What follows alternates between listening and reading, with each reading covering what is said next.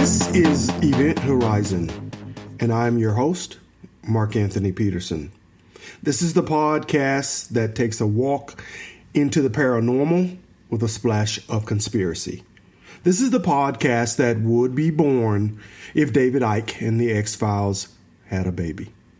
It looks like you guys are really enjoying episode 24, Who is God, Part 1. I mean, really liking it, and I'm flattered by that. And I'm also very shocked where some of the love is coming from. The number one city now for the podcast, at least as of episode 24, Paris, France.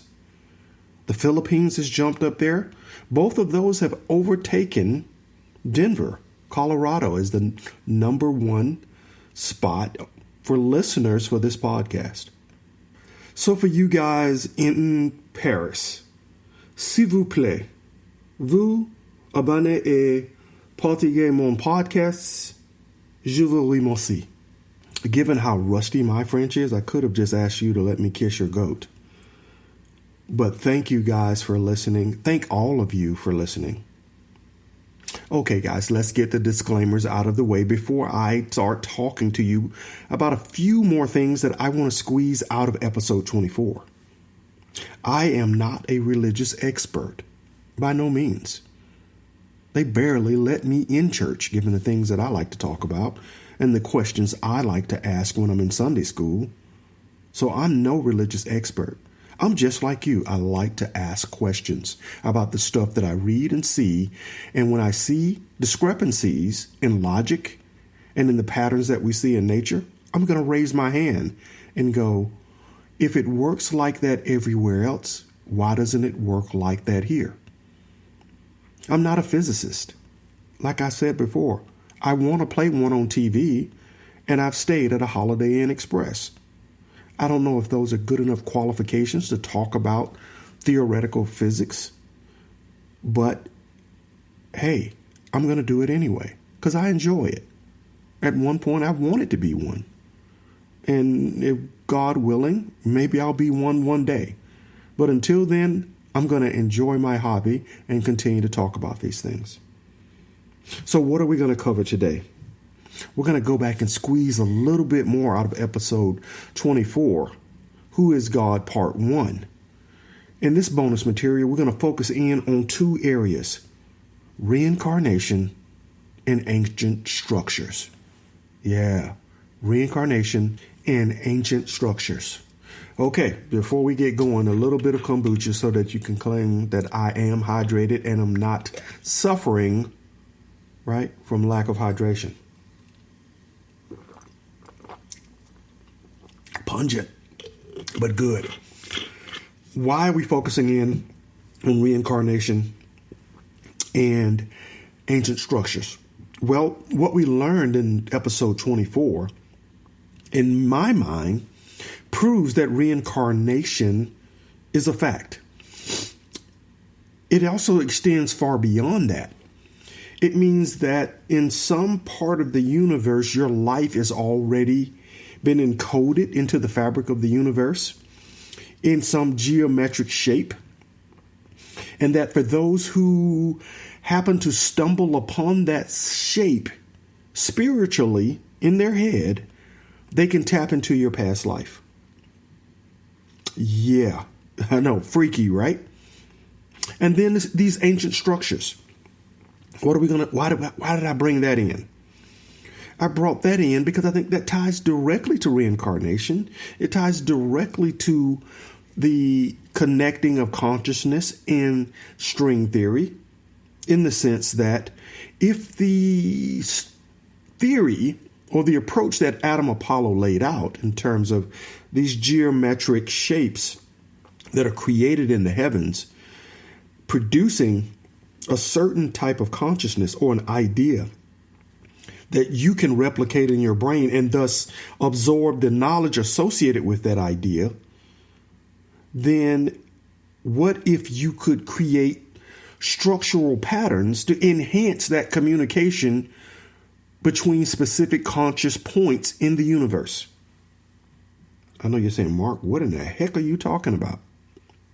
Well, when we get to that part of the discussion today, I'm going to tell you more about this Earth computer theory that I have, and that one additional proof to the fact that this may be a planet converted into a computer is the fact that the megalithic structures mimic what they see in the sky, the patterns in the sky.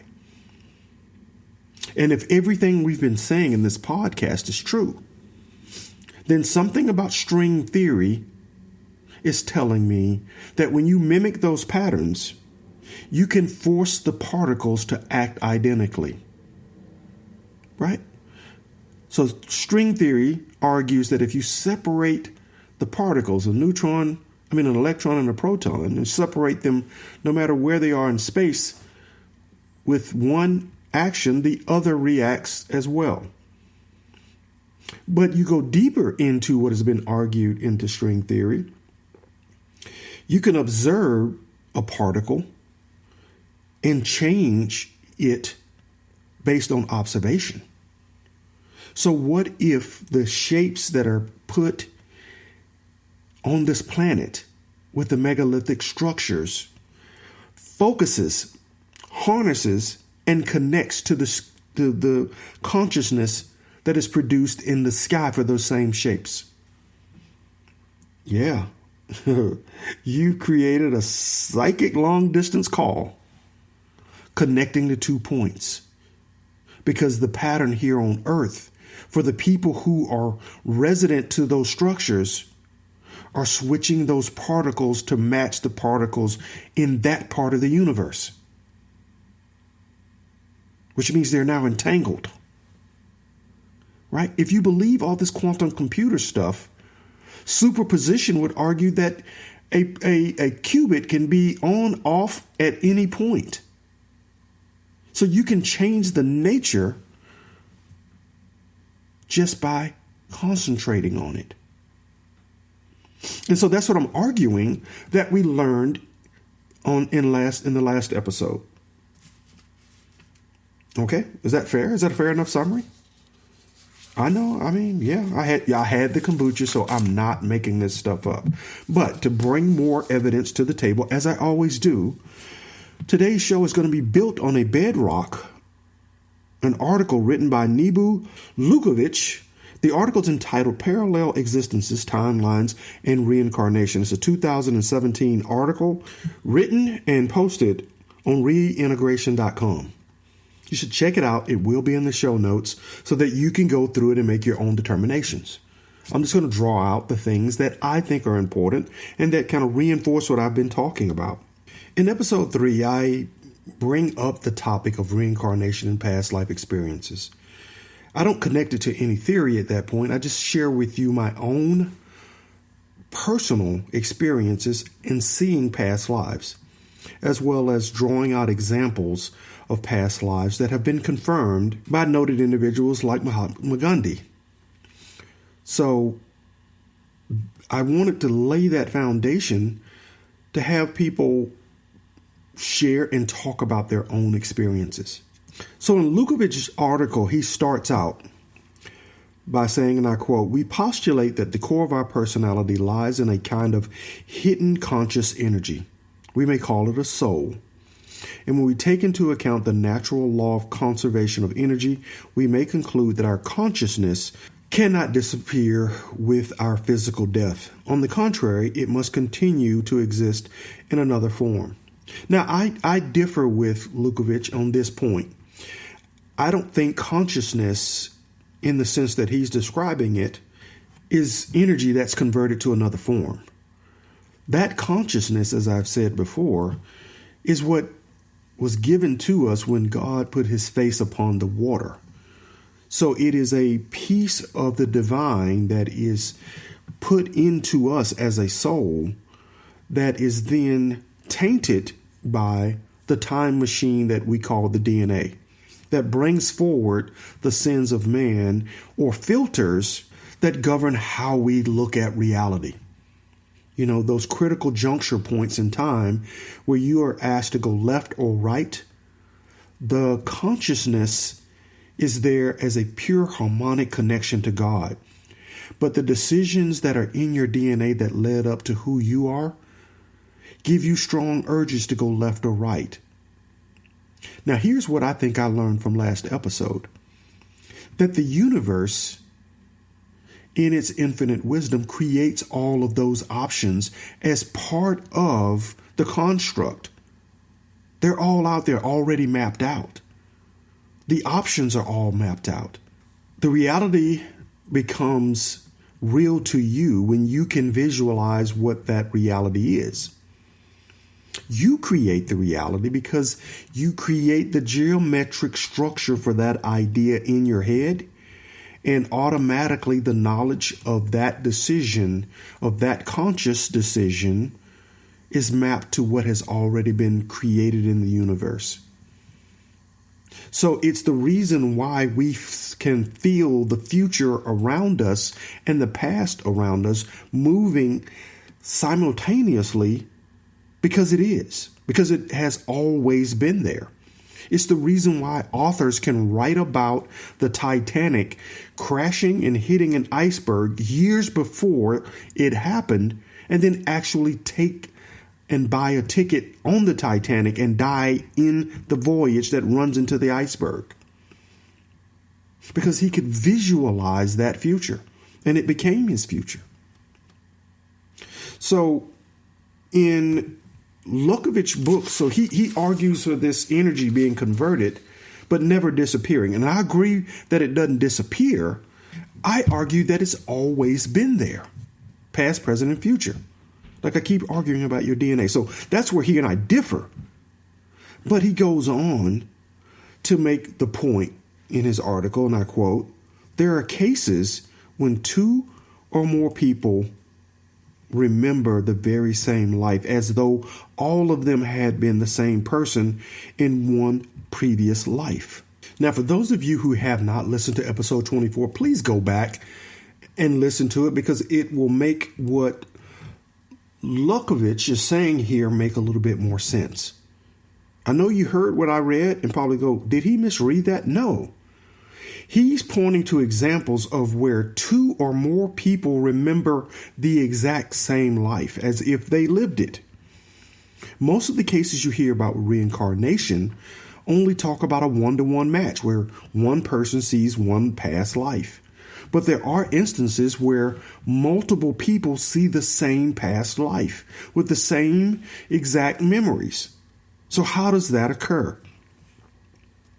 Well, in episode 24, Adam Apollo is arguing that the universe creates these idea patterns through vibration and spin, encoding the universe with ones and zeros in what would appear to be random patterns, but turn out to be patterns that are replicated, thus connecting conscious ideas or conscious thought, entangling them across the universe.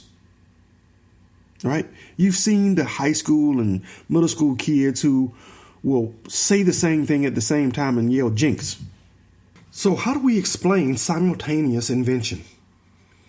When two people come up with the exact same idea and they are working independent of each other, right? Examples include, and this comes from cracked.com in an article entitled 12 Strange Cases of Simultaneous Invention. And I'm not going to go through all 12, but I do want to give you a few examples.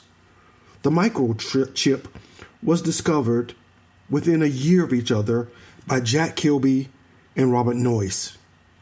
1958, 1959, only a few months apart, Kilby goes on to win the Nobel Prize. Propko Davis and Benjamin Franklin discovered, independent of each other, the identity for electricity, and they both invented the lightning rod. Had no knowledge of each other. In 2015, Takaaki Tajita in Japan and Arthur McDonald both proved that neutrinos have mass, and they shared the Nobel Prize. In 1902, Léon Tessier-Desbarres in France and Richard Assmann in Germany discovered the stratosphere just 3 days apart. The cash machine, the ATM, was discovered months apart by John Barron in the UK in 1967 and Don Witzel in the U.S. in 1968. Oxygen was discovered 2 years apart by Carl Wilhelm in 1772, and then in 1774, Joseph Priestley makes the same discovery. The modern view of chromosomal sex determination was discovered just 10 days apart by Edmund Wilson and Nettie Stevens. So what is that telling me? It's telling me everything we learned in the last episode around how the universe creates consciousness and ideas and parks them out in the universal hard drive, that the way we harness them is the way we train our souls to connect to the geometric shape of those ideas. At least that's what Adam Apollo is arguing, and I'm agreeing with him. Otherwise, how do the same people tap into the same knowledge at the same time or relatively close? Take that one step forward, and how do the same people tap into the same life? Multiple people tapping into the same life at the same time and sharing those experiences. Now, let me take you one step further. That's what I've been arguing when I'm talking to you about the battle between artificial intelligence, the ancient artificial intelligence, and the swarm intelligence. The swarm intelligence is just that. You can share another life memory with multiple people and create the holy empathy that allows you to have appreciation for all that is in creation. When you infuse the ancient artificial intelligence, the man-made intelligence into this equation, you're creating a personal computer that is a person that's separated from the collective holy swarm, and that will recognize scarcity and all the other negative emotions that are also encoded in the universe. Now, what I find interesting about what Lukovich is saying is that these cases are more clearly defined when individuals are young. Kids, they come out with these memories of past lives, and they're vivid and clear. But as they get older, those memories start to fade, almost to a point where they don't even remember that they had those past lives. My argument is that the filters of life begin to take effect. That DNA, the forward push of what makes you who you are, the decisions that made up this particular instance of you in this universe, start to take control. And unless you reconnect mentally, as they try to teach you to do in yoga, to the universe, you'll lose connection with that past life, with those past life memories, with that past life knowledge that could help you better navigate the spiritual realm and not the physical realm. Here's what else I took from that. And this may be heretical or it may be divine. I don't know. But if you can imagine an individual's past life, is it possible to also do that with Jesus? Can I imagine the universal geometric patterns that create the consciousness of Jesus and tap into his past lives? And I say past lives because if you listen to the episode that I had about who is Mary, wow, boy, I got some people's heads spinning on that one. Well, I argue that Jesus never died because the Holy Grail is really all of these women who can give spontaneous, birth, who can become spontaneously pregnant without the insemination of the sperm, that's the true Holy Grail, and that they're cloning themselves. Doesn't that sound a little bit like what we're talking about here when we're talking about particle physics? That two unique particles separated can still maintain connectivity, and that if a woman can self-inseminate, she's cloning herself and maintaining connection to past lives, a pure bloodline. Yeah, that's why I told you guys I had to go ask those questions before I could circle back and try to tackle this question of who is God. I had to go there. Hopefully that stuff is making sense to you now, because I was looking at all of these implications. So can we imagine a past life of Jesus? And if we can, does that bring us closer to him or her? I say him or her, go back and listen to that episode. Okay. I told you that Mary had the same type of birth as Jesus. Her mother got pregnant without a man being involved.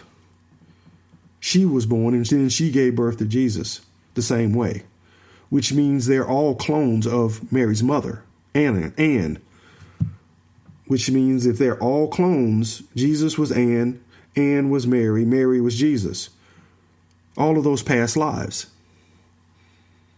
So if we can imagine it, we can tap into those same past lives. And is that what faith is all about?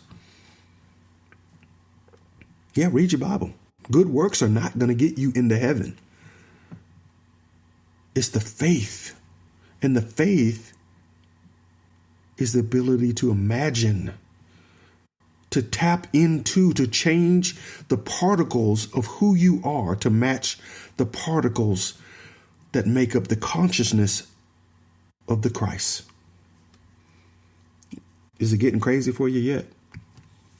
Yeah, it's getting crazy for me, because I'm going to have to rehydrate.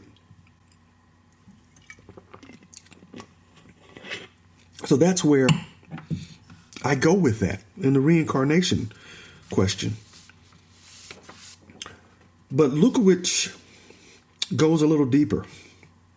And he says, the majority of examined reincarnation cases show that people, especially children, usually remember some details from past life experiences that were happening many years before. Moreover, there are cases of 2 or more people remembering the very same life, as though all of them had the same person in one of those previous lives. Not only that, when some individuals are told to go back when being regressed to a life from which they had these problems, this is where it gets really freaky. He goes on to say, they recall a life from an apparent future. I know what you're saying. Say, what? Yes, that's what I've been arguing. That's how you can write a book about the Titanic and then die on the Titanic, because you can sense that all of this is occurring around you at the same time.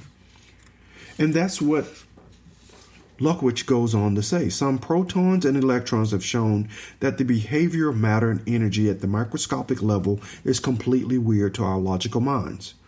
The particles actually exist at many places at the same time, and they sometimes behave as waves, sometimes as particles. They are non-local, and what's really bizarre, their behavior vastly depends on the presence of a conscious observer. Now, what I'll add to his sentence there, and the electromagnetic effects resident in the area. So you can see and be a part of a past, present, and future because it's living in your blood and it's all around you, mapped in the universe. And when you can imagine it, like a radio, you're tuning the dial so that the frequency can come in and be understood, right? You're reshaping your vessel to hold the type of liquid that is being poured into you. And when you can do that, it flows into you like that radio wave, like that water, and you aren't the only one who can achieve that shape or that connection. Multiple people hear the same radio show, Multiple people can shape themselves into a goblet or into a basin to receive whatever liquid is being poured in the amount that's being poured. So the reshaping of the universe and the connection to those ideas are at the mercy of the conscious observer. And like I say, magnified by the electromagnetic field resident in that area. That's going to be important because I'm going to argue that's why we have a planet that's a computer that is dotted with megalithic structures that replicate the stars in the heavens. Now you're probably seeing it now.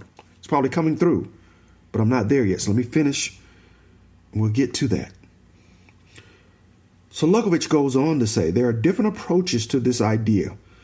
Some of them postulate that there are countless parallel worlds popping up in existence with every quantum uncertainty, of every single particle in the universe.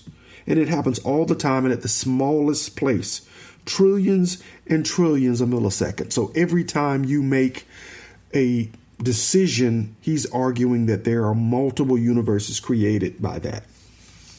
Well, I'm going to push back on that and say that probability for your conscious existence is already pre-mapped as an idea in the universe that you yourself can connect to in a path that you can follow. Right? It becomes impossibly complicated when there are millions of people doing the same thing and all of those ideas or life paths collide and create an incredible math problem that is our existence. But it's already mapped out there in all of its forms. Right? What happens is the filters that you bring into this life become part of the signposts that push you towards those ideas that can either open your mind up to see and create the geometric structures in your head that connect to those that are in the universe, like Tesla, right? Who could imagine how electricity worked because his mind was not blocked by the ability to see that. Or Marconi, who could also do the same thing when it came to the radio. They both were probably harnessing the same geometric ideas in their head at the same time because maybe the universe was ready for it, or maybe they were ready for it. You get where I'm going with that? Marconi and Tesla with the radio were tapping into the same life at the same time by sharing the same idea. So what I'm arguing is that the universe creates this geometric crossroads that foster quantum uncertainty. And we know based on some of my previous episodes on this, that's called the tree of life. And that's what God gave us when we were still beings of light. That's why I argue there had to be two creation stories, and it's captured in Genesis. A first creation when we were beings of light and given dominion over the tree of life, which is the multiverse and all of the options of existence of past, present, and future. And we could reside over all of that at the side of God because there was no time. But when we violated the principles of the swarm network, we were then forced off the network and into a physical being, a carbon-based being with an atomic number of 666. So if you want to catch up on all of that, you got to go back starting at like episode 12 and come forward to get where I'm coming from. But that's just a little taste of why I'm saying what I'm saying. So the universe, my argument, I may be wrong, because like I said, all I've done is slept at a Holiday Inn Express. is that the universe fosters this quantum uncertainty just by the randomness of the patterns that it creates through vibrations and by vortex spin that produces the planets, the stars, in the shapes that it does and the patterns that they exist in throughout the universe that are all part of this conscious existence. So when you have that, right, that means a soul map in all of its complexity on that tree of life already exists with all the options that exist off of them. And based on your ability to receive the light of the universe, the openness of your mind to be able to materialize those existences into your reality, that's what it's all about. You have to have the faith to be able to visualize the lives that are already encoded in the universe. I told you about my dimensional dream skipping I had earlier this summer, where I was waking up from a dream and felt like I was still in the dream, because I was, and I was looking out my window and slight things in my life, at least from the dream, had changed. The backyard was flipped from left to right. The windows in the bedroom were in the right place, but the wrong size. All of these small changes, I assume, were pointing to different life maps, soul maps that existed for me or for that consciousness. But if you were able to imagine my life according to Lukovich, you would see those same images in your dream. Because the universe for you becomes real when you can connect to the patterns, the geometric patterns, as Adam Apollo points to, in the universe. So, Mark, you're telling me then that I'm locked in? If I have these filters from my life as a good person or a bad person, that the trajectory of my future becomes locked in and there's no way for me to adjust the slope of that line? I'm going to argue no. That's why you were taught geometry in school. That's why you were given that graph and said, how do I change the slope of the line? By changing the numbers that affect that slope. And Lukovich argues the same thing, that if you can imagine a life in the future and see that as part of your soul map, you can also imagine your past and forgive yourself for those things that may be clouding your ability to imagine a better life. Wow. Wow. Yeah. You can imagine that past. This is why some people want to know about their past life experiences, their reincarnated past life experiences, so they can go back and realize what the past life trauma was to correct it in this life. Well, if you can imagine just your existing life past, Lukovich is arguing that you can affect that and change your current future. I know it sounds crazy, but that's why you go to church. That's why as Catholics you confess. That's why as Baptists you come to the front of the church and confess your sins and shout it out in church. Because by releasing it, you are opening your mind up to a new reality. By speaking it out, you allow a new truth in. And so you can transform yourself by transforming your past and your future. So Lukovich goes on to say, so when we make a change to our past, we skip to another timeline. That means we shift to the memories of that timeline and embrace them as if they were always a part of our living future timeline. Is that making sense to you? Let's back that up and unpack that, because I want everybody to get that point. Because this is how God saves you. You go back,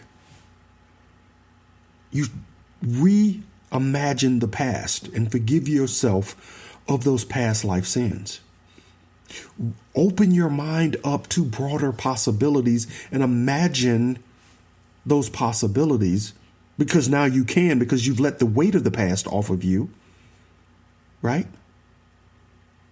And as soon as you do that, you're imagining the encoded future that's already exists in the universe. Guys, I do this all the time with young people. I see young black males and I sit them down and I tell them about the kingly past that they are derived from, and refer to them as princes when they finish with my lecture.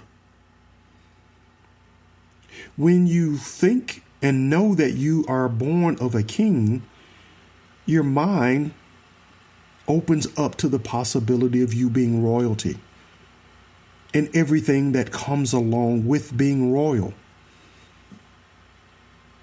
I gave a speech to some parents and said, imagine if you were visited by Gabriel and they were telling you that you were the parent of a future deity. How would you change your life to make sure that that deity received everything he or she needed to fulfill their life mission?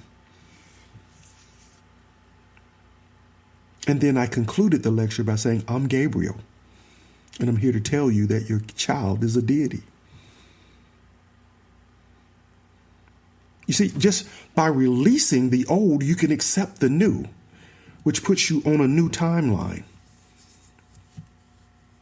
But you got to be able to imagine it. You got to be a conscious observer and change the particles around you to connect to a new set of particles entangled somewhere in the universe for you. And once you do, those new particles react along with you.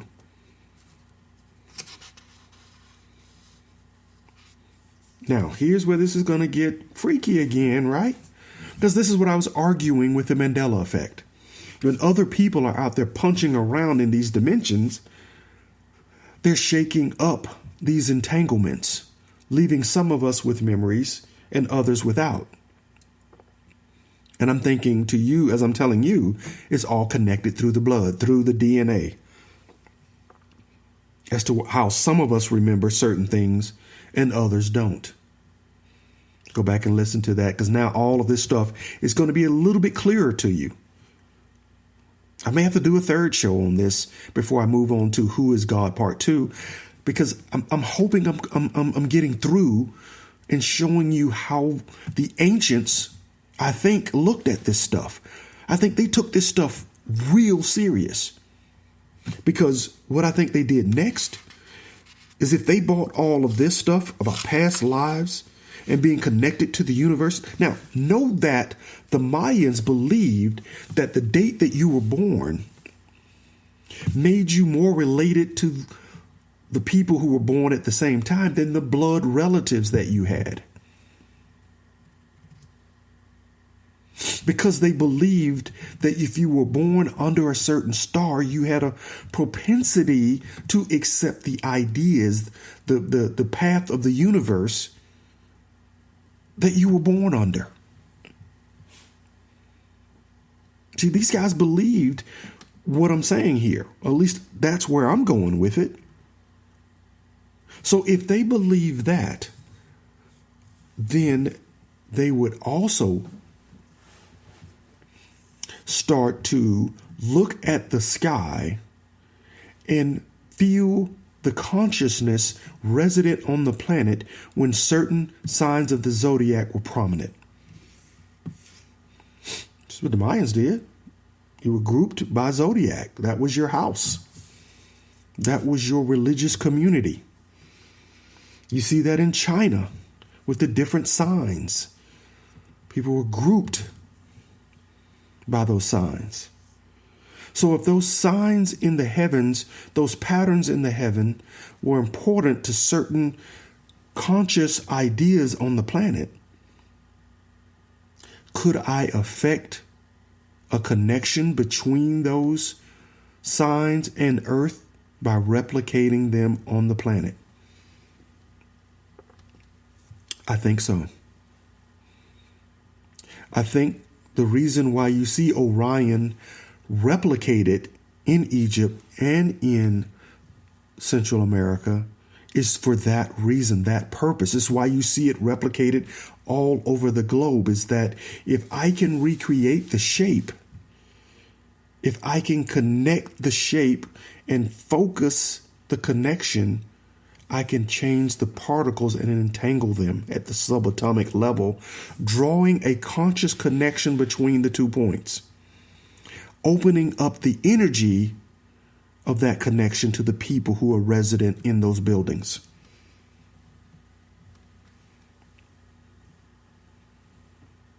I know you guys are saying, Mark, wow. You out there today, right?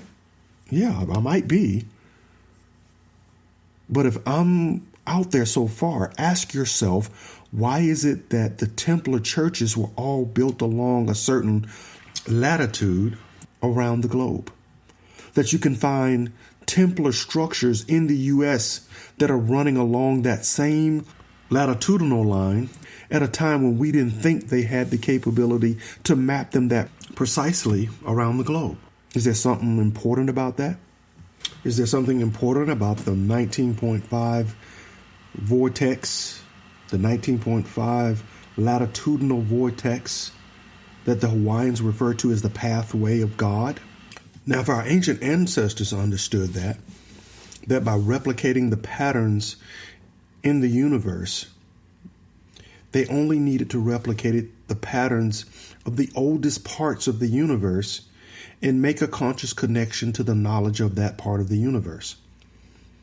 So if you could connect to the geometric structures, the ideas of the parts of the universe that are the oldest, you're bringing back ancient wisdom that was encoded in the early parts of the universe.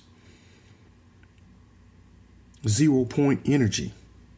And by building these structures, you're forcing the qubits that make up our reality to entangle by switching and becoming a different particle, a like particle to the shape that you're tapping into, which then gives you either direct access to those that are tapped into that consciousness, that are a part of that consciousness, right? Lets you communicate with them, or it lets you share knowledge with them. Think Google Docs. And maybe that may be a better example. When you put a document in a shared drive, you can have almost an endless number of people interacting with that document. You can even know who is in the document at the same time, and each of you can input your ideas and concepts. At a certain point, that document becomes each of your lives a shared life that you both have a perspective on and into. It's your life, but it's also someone else's, and they're seeing the exact same memory that you both are creating. At some point, whose life is it? And that is the idea or the concept that I think the ancients were tapping into. They were creating the cosmic version of quantum Google Docs that allowed them to connect, share, communicate conscious thought with other existences across the universe. Now, if they could do that or be a part of a swarm network and have that knowledge, then certainly they could use that in a very evil way to connect and control mankind and lead mankind astray. I know some of you balked at the idea that I threw out there that we created our own devil. That if we were capable of harnessing this sort of power to tap into the consciousness of life anywhere in the universe by using this method, that we were also capable of controlling life using this method.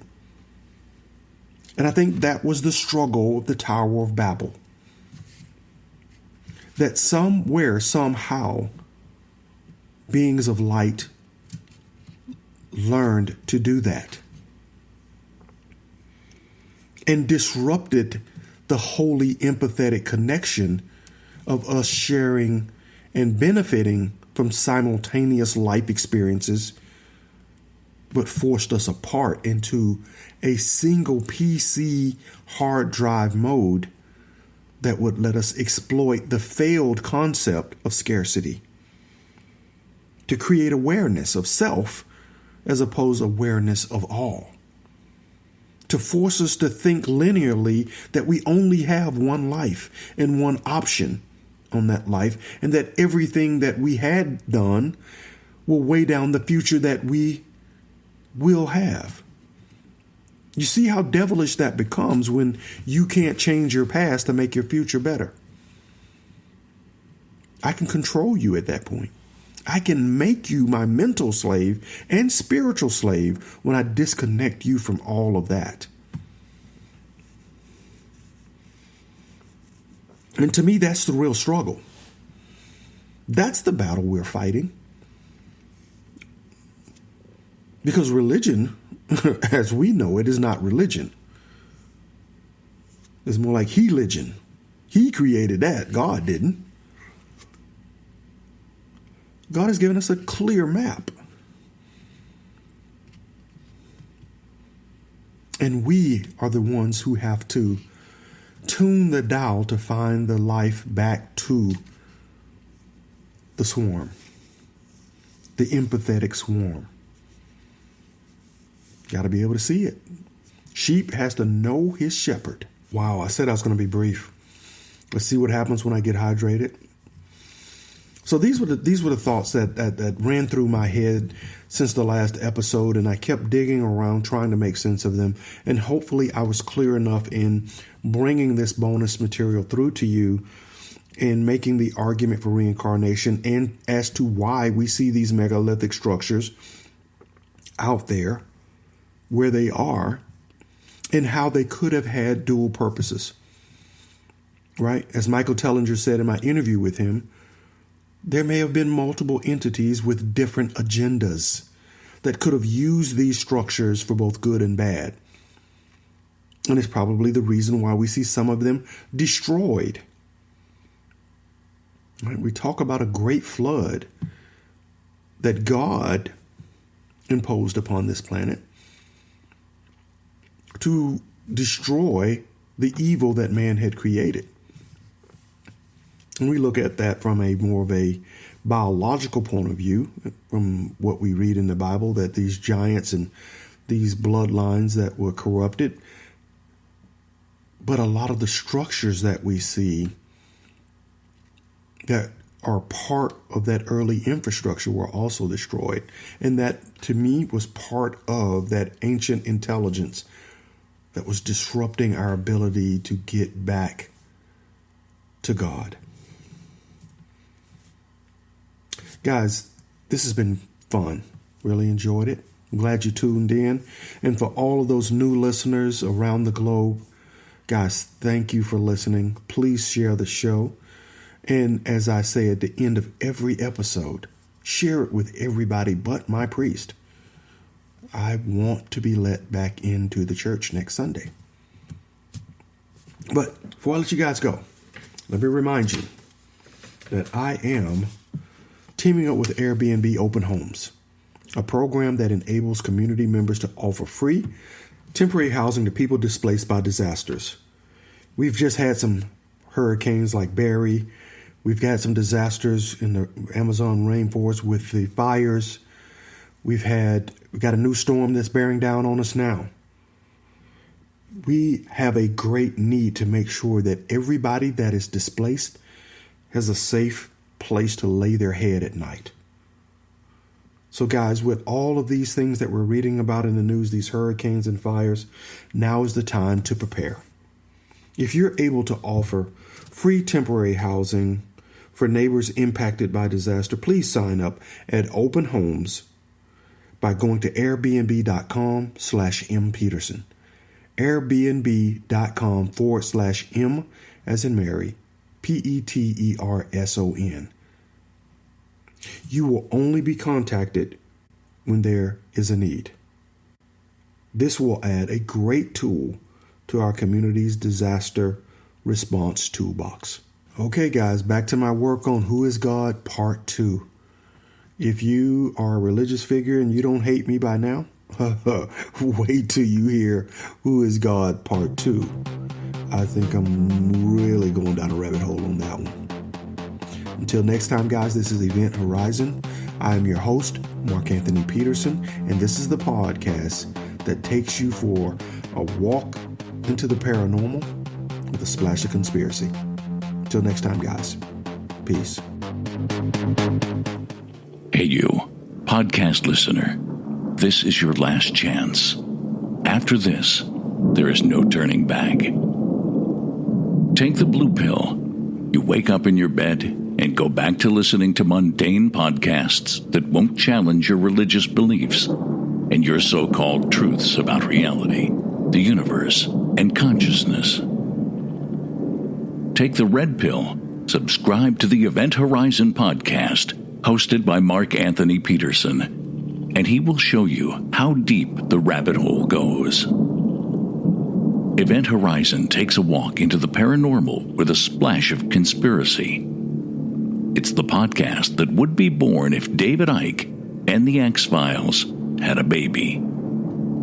Subscribe to the Event Horizon podcast by Mark Anthony Peterson on Spreaker, iTunes, Spotify, iHeartRadio, CastBox, Stitcher, or any of your other favorite podcast platforms. Remember, all we are offering is the truth, nothing more.